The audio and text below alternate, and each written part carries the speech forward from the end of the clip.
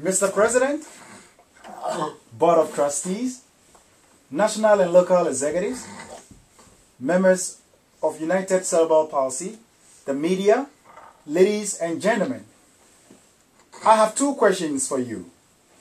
In the war on terror, can diplomacy deliver a punch? In a time of crisis, can this man of peace succeed? This man has no armies to command, no political authority to wield, only his persuasive abilities. Even though these questions may be thought-provoking, in about 3 or 4 minutes, we will all have the answers to these questions. My name is Jefferson Bickerstaff, Chairman of the Southeast Chapter of United Cerebral Palsy, and I am honored to introduce our guest speaker for the 2009 United Cerebral Palsy National Conference.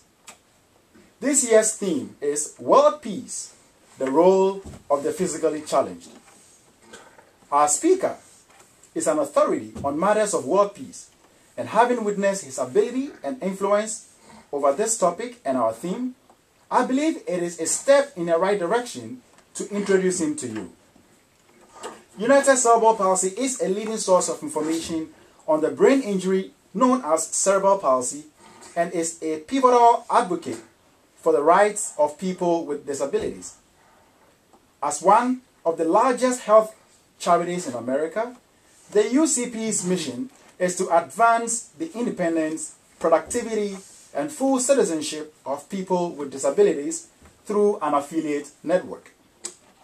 At this year's national conference, our abled leadership has chosen a topic that exposes every person living with a disability to their role in the quest for world peace.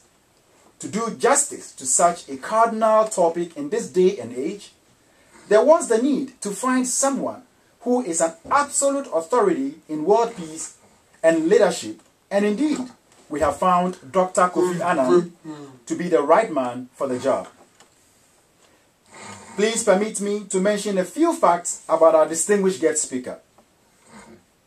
Dr. Annan was born in Kumasi, Ghana, West Africa on April 8, 1938, and is fluent in English, French, and several African languages. He studied at the University of Science and Technology in Kumasi, Ghana, and completed his undergraduate work in economics at Macalester College in St. Paul, Minnesota in 1961. The next year, he undertook graduate studies at the Institute of International Affairs in Geneva, and in 1972, earned a Master of Science degree at the Massachusetts Institute of Technology's Sloan School of Management. Upon completion, he joined the United Nations in 1962 as an administrative and budget officer with the World Health Organization in Geneva. He later served with the Economic Commission for Africa in Addis Ababa, the UN Emergency Force in Ismailia, the United Nations High Commissioner for Refugees in Geneva, and in other senior posts in New York dealing with human resources, budget, finance, and staff security.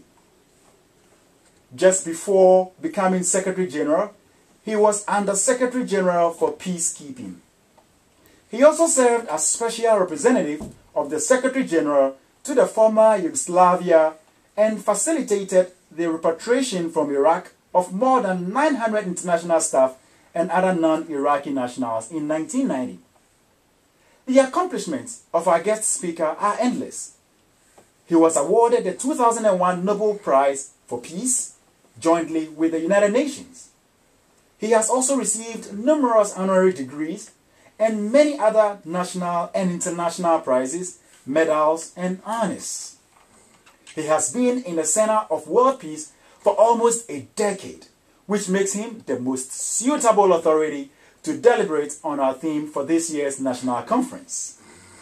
During the December 2006 Human Rights Day celebration, he delivered a speech which was titled by Time Warner as Urging End to Impunity, Annan sets forth ideas to bolster UN efforts to protect human rights. In this speech, he emphatically outlined a 4-step action plan to reinforce the efforts of the United Nations for the protection of human rights. He also emphasized the fact that development, security, and human rights go hand in hand. No one of them can advance very far without the other two. Our guest speakers' speeches are characterized by action-packed quotes that carry the potential of total persuasion. Through his dynamic leadership of the United Nations and persuasive power, many have even called him the President of the world.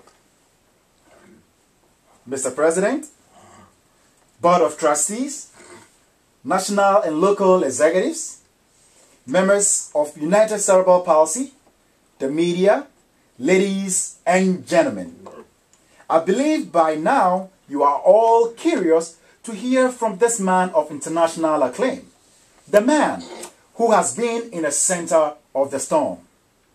Even though I would like to welcome him to the podium all by myself, his international reputation alone deems it fit that I ask you to please join me in a standing ovation to welcome our distinguished guest speaker for the 2009 United Cerebral Palsy National Conference, His Excellency, the 7th Secretary General of the United Nations, Dr. Kofi Annan.